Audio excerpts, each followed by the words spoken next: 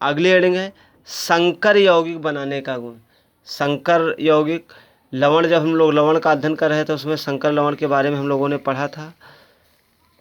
उसी प्रकार ये संकर यौगिक हैं कि ये यौगिक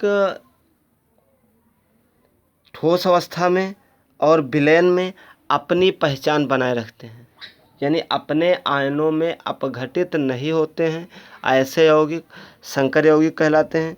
और जितने भी संकर यौगिक होते हैं लगभग वह डी ब्लॉक के तत्व ही संकर यौगिक बनाने की क्षमता रखते हैं। डी ब्लॉक तत्व प्रायः संकर यौगिक बनाते हैं क्योंकि इनमें डी उपकोष अपूर्ण होता है। ये डी ब्लॉक के तत्व हैं संकर यौगिक बनाते हैं क्योंकि इसमें डी उपकोष ये लगभग अपूर्ण होता है। अयुग्मित इलेक्ट्रॉन पाए जाते हैं जिससे यह अन्य तत्वों को अपने साथ जोड़ सकते हैं और इसके साथ जो अन्य तत्वों के इलेक्ट्रॉन जोड़ते हैं उनको लिगैंड कहा जाता है।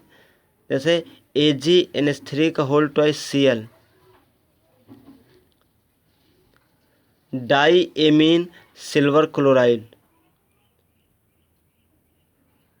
फिर CuNH3 का whole 4 SO4, tetraammine copper sulphate, copper second sulphate और K4FeCN6, पोटेशियम टेट्रासाइनोफेरेट। ये सारे तत्व जो गुण ठोस अवस्था में प्रदर्शित करते हैं वही गुण इनके जल में घोलने पर भी होते हैं। लेकिन जो संकर यौगिक नहीं हैं उनमें ठोस अवस्था में उनके गुण अलग होते हैं, जब उनको विलयन में घोल दिया जाएगा तो उनके गुण अलग हो जाते हैं। तो ऐसे यौगिकों में ये नहीं होता, ये सब एक समान व्यवहार प्रदर्शित करते हैं। ये यौगिक संकर यौगिक कहलाते हैं। उत्प्रेरक गुण, उत्प्रेरक गुण जो डी ब्लॉक के तत्व होते हैं इनके परमाणुओं का आकार बहुत छोटा होता है। छोटे आकार के कारण वह अन्य यदि कोई धातु है या तत्व है तो उनके बीच जो रिक्त स्थान होता है अंतराकाशीय स्थान में बैठ जाते हैं, तो मिश्र धातु ही बना सकते हैं। दूसरा, ये यदि कोई रासायनिक अभिक्रिया हो रही है तो उस रासायनिक अभिक्रिया की दर को ये बढ़ा देते हैं। इनका आकार छोटा होने के कारण वहाँ पहुँचेंगे और उसी में शिफ्ट होकर रासायनिक अभिक्रिया की दर को बढ़ा देते हैं।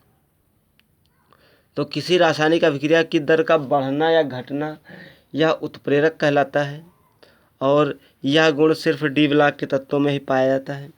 उत्प्रेरक गुण डी ब्लॉक तत्व प्रायः उत्प्रेरक का कार्य करते हैं क्योंकि इनका आकार छोटा होता है। इनका आकार छोटा अन्य तत्वों के परमाणुओं की अपेक्षा इनके परमाणुओं का आकार छोटा होता है और ये दूसरी धातुओं के बीच जो अंतराकाशीय स्थान होता है इस स्थान में शिफ्ट हो जाते हैं।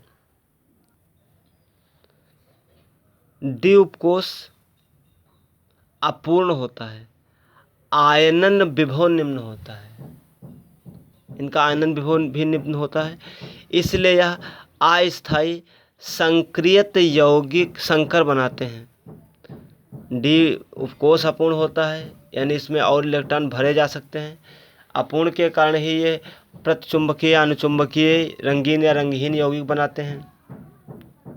आयनन विभव निम्न होता है यानी इनके बाह्य कोश से इलेक्ट्रॉन कम ऊर्जा देकर इलेक्ट्रॉनों को बाहर निकाला जा सकता है और इनके जो यौगिक होते हैं वह अस्थायी होते हैं, बहुत ज़्यादा स्थायी नहीं होते हैं। कुछ समय के बाद वह अलग हो जाते हैं और इस प्रकार यह उत्प्रेरक की भांति कार्य करते हैं। किसी भी रासायनिक अभिक्रिया की दर को या तो घटा सकते हैं या बढ़ा सकते हैं। अगली हेडिंग है अंतराकाशीय यौगिक। अंतराकाशीय यौगिक होते हैं कि कई संक्रमण धातुएं अंतराकाशीय हाइड्राइड तथा कार्बाइड बनाते हैं। अंतराकाशीय यौगिक जो अन्य यौगिक होते हैं, अन्य धातुएं होती तो उनके बीच उनके परमाणु इस प्रकार से जुड़े होते हैं और उनके बीच में कुछ रिक्त स्थान पाया जाता है। इस स्थान को ही अंतराकाशीय स्थान कहते हैं। तो डी ब्लॉक के जो भी तत्व होते हैं इनके परमाणुओं का आकार छोटा और ये यहाँ पर शिफ्ट हो जाते हैं। इस प्रकार जो यौगिक बनते हैं उन्हें अंतराकाशीय यौगिक कहा गया है। नेक्स्ट है मिश्र धातुएं। संक्रमण धातुओं की त्रिज्याएं लगभग समान होती हैं, अतः संक्रमण धातुएं एक दूसरे के साथ कई मिश्र धातुएं बनाते हैं। जो संक्रमण धातु हैं या डी ब्लॉक के तत्व हैं उनके परमाणुओं का आकार छोटा होता है।